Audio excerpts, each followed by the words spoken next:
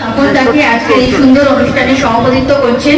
আজকের মূলত যে এখানে কার্যালয় উদ্বোধন আসন্ন লোকসভা নির্বাচনকে কেন্দ্র করে আমাদের বিভিন্ন পার্টে রেগুলারই আমাদের একটা না একটা কার্যালয় আমরা ওপেনিং করছি। আজকের আমাদের ৫ম দিন, কারণ আপনারা সকলেই জানেন যে সামনে আমাদের লোকসভা নির্বাচন। এই লোকসভা নির্বাচন আমাদের কাছে অত্যন্ত গুরুত্বপূর্ণ, কারণ আমাদের ভারতের সংবিধান রক্ষার লড়াই আমাদের এই লোকসভা নির্বাচন।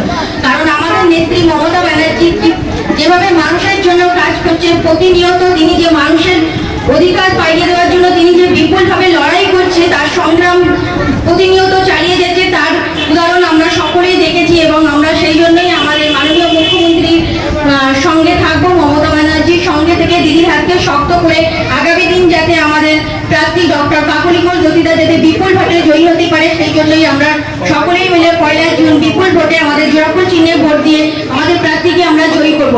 যদি বলেন কেন আমরা তৃণমূল কংগ্রেসকে ভোট দেব, কারণ আমাদের বাড়ির মা বোনেরা, এখানে অনেক মা বোনেরা আছে, আপনারা সকলেই জানেন যে আমাদের দিদি আমাদের বিশেষ করে আমাদের ঘরের মা বোনেদের জন্য কতটা উপকার করেছে লক্ষ্মীর ভাণ্ডারের মতো প্রকল্পের মধ্যে দিয়ে।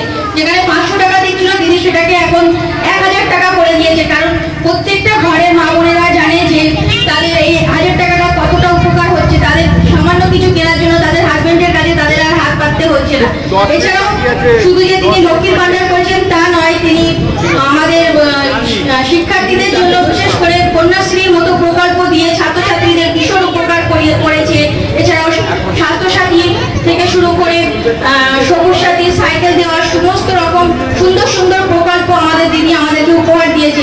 এর আগেও 34 বছর একটা সিপিএম রাজত্ব করেছে, কিন্তু তাদের মধ্যে এরকম ধরনের কোনো প্রকল্প মাথাতেও আসেনি। সুতরাং আমরা দিদির সঙ্গে থাকবো, দিদির পাশে থাকবো। এবং আমি সকলের কাছে করজোড়ে আরো একবার অনুরোধ করবো যে আগামী 1 জুন আমাদের প্রার্থী ডক্টর কাকলি ঘোষ জ্যোতিদাকে জোড়াফুল চিহ্নে ভোট দিয়ে আমাদের প্রার্থীকে বিপুল ভোটে জয়ী করে আমাদের নেত্রী মমতা ব্যানার্জির পাশে থাকুন, দিদির হাতকে শক্ত করুন। দিদি যেভাবে আমাদেরকে সুরক্ষিত রাখার জন্য লড়াই করছেন, আপনার সকলের পরিবারকে দিদি সুরক্ষিত করার জন্য যে লড়াই করছেন, সেই লড়াইতে দিদির পাশে থাকুন। আর আজকের আমাদের এই সুন্দর অনুষ্ঠানটি আমাদের এখানে যাদের ব্যবস্থাপনায় হয়েছে, আমাদের কানন্দা থেকে শুরু করে তোতন থেকে শুরু করে নওশাদ কাকা, পিন্টুদা, এরশাদ, আরো এখানকার সকল কর্মীবৃন্দ, আমি সকলের নাম বলতে পারছি না, তার জন্য ক্ষমাপ্রার্থী, মদন দা, এছাড়াও আরো অনেকেই উপস্থিত আছেন। সকলকে আমার আন্তরিক শুভেচ্ছা অভিনন্দন ভালোবাসা জানাই। এছাড়াও আমাদের মধ্যে উপস্থিত আছেন আমাদের উত্তর 24 পরগনা জেলার সহসভাপতি তারক দা, আমাদের সভাপতি তাপস দা, এছাড়াও উপস্থিত আছেন আমাদের প্রাক্তন কাউন্সিলর দাদা আইজুল হোসেন মন্ডল এবং সর্বোপরি আপনারা সকলেই আছেন। সকলকে আমার আরো একবার আন্তরিক শুভেচ্ছা অভিনন্দন জানিয়ে আমার ক্ষুদ্র বক্তব্য শেষ করলাম। সকলেই ভালো থাকুন, সুস্থ থাকুন, ধন্যবাদ।